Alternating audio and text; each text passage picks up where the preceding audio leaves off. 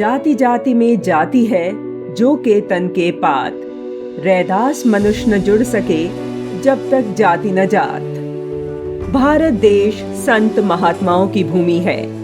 भारत की धरती पर कई बड़े संतों ने जन्म लिया है। इन महान संतों में एक हैं संत रविदास जी। जातिवाद को छोड़कर प्यार करना रविदास जी ने इस दुनिया को सिखाया। रविदास जी ने हमेशा ही अपने दोहों और रचनाओं के जरिए लोगों को समाज में फैली बुराइयों और कुरीतियों के बारे में जागरूक कर सामाजिक समरसता का अद्भुत उदाहरण प्रस्तुत किया।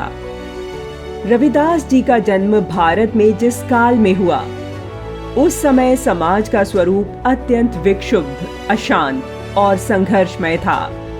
आतताइयों के आक्रमण के कारण समाज किंग कर्तव्य विमूढ़ स्थिति में था। उस दौरान भारत में मुस्लिम आक्रांताओं का बोलबाला था। चारों ओर गरीबी, भ्रष्टाचार और अशिक्षा थी।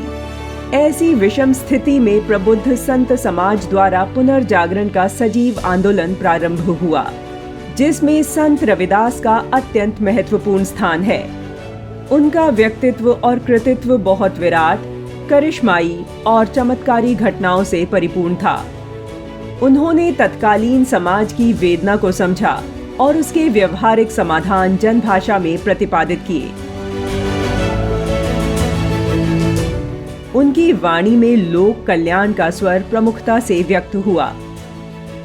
वह उन संतों में नहीं थे जो गुफाओं में बैठकर केवल आत्म कल्याण के लिए स्वांतः सुखाय साधना करें। उनका दर्शन पलायनवादी नहीं था।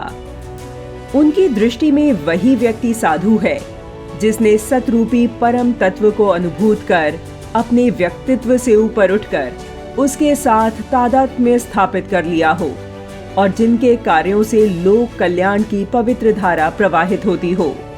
संत रविदास का चिंतन आत्मोन्नति सहित परमात्मा के मिलन को साध्य मानकर लोक मंगल की कामना करता है। ईश्वरोन्मुख तो कोई भी व्यक्ति हो सकता है, किंतु उसके जीवन में कर्म कांड रहित निर्मल प्रेम और भक्ति की सहज अनुभूति का दिव्य स्वरूप होना चाहिए। रविदास का जन्म 14वीं शताब्दी में काशी के निकट मुंडियाडीह में निर्धन चर्मकार परिवार में हुआ था। ऐसी मान्यता है कि माता कर्मा ने रविवार को पुत्र को जन्म दिया था, जिस कारण बच्चे का नाम रविदास रखा गया। पिता रघु जूते गांठने का काम करते थे। रविदास जी बचपन से ही आध्यात्मिक और उदार प्रवृत्ति के थे। उनका मानना था कि सच्ची साधना मनोनिग्रह है। इंद्रियों का दास बने रहने पर भौतिक संपदा पतन का कारण बनती है। रविदास जी की साधना और भक्ति भावना की श्रेष्ठता के कारण काशीराज दंपत्ति, चित्तौड़ की झाली रानी और भक्त मीराबाई ने स्वप्रेरणा से उन्हें अपना गुरु माना। रविदास का मन पारिवारिक व्यवसाय में नहीं लगता था। उन्हें साधु संतों की सेवा और आध्यात्मिक विषयों में रुचि थी।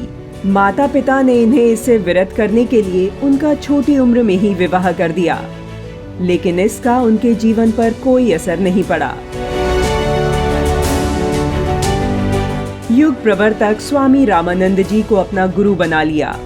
गुरुजी के सानिध्य में ही उन्होंने योग साधना और ईश्वरीय साक्षात्कार प्राप्त किया। श्री गुरु ग्रंथ साहिब में उनके लगभग 40 पदों को समावेश किया गया। आज के सामाजिक वातावरण में समरसता का संदेश देने के लिए संत रविदास जी का जीवन प्रेरक है।